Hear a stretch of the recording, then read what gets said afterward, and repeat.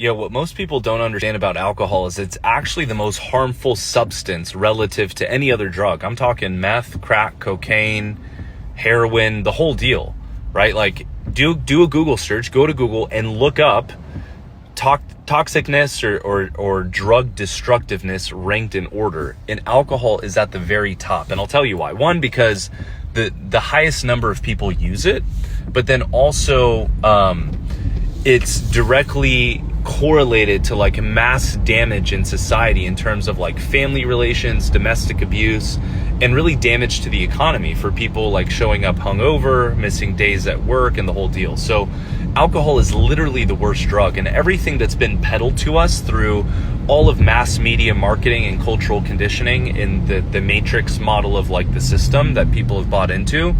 Dude, alcohol is the absolute worst. It literally suppresses your soul. It lowers your consciousness.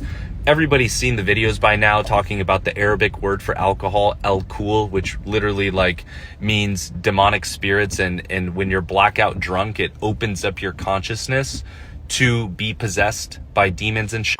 Obviously, for a lot of people, that sounds far-fetched, but it's really not far off, because when you look at somebody who is severely intoxicated, I'm talking 12, 15, 17 drinks deep, it literally makes them like retarded.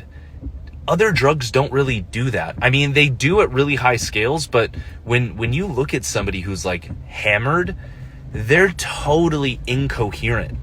And they blabble on about total incoherent nonsense from one idea to the next. You can't stand up straight.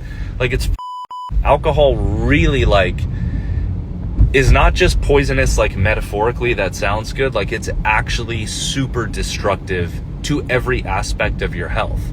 And like, we're introduced to it at a super critical age, like 14, 15, 16, 17 years old, when our consciousness is still developing, when our personality is forming, when we've got all this unresolved, unexamined big T and little t trauma from our childhood that goes unexamined, unresolved, and we don't really like fuck with it or look at it or consider it until maybe later down the line in our 20s and 30s, like when the post residual anxiety, depression, limiting beliefs, limitation starts to present itself in our life. So if this is interesting to you, I highly encourage you to check out my podcast. It's called The Stop Drinking Coach. It's the #1 podcast to help people quit drinking. And share this with somebody who you think needs to hear it. Comment below and hit the follow button for more. I'm The Stop Drinking Coach.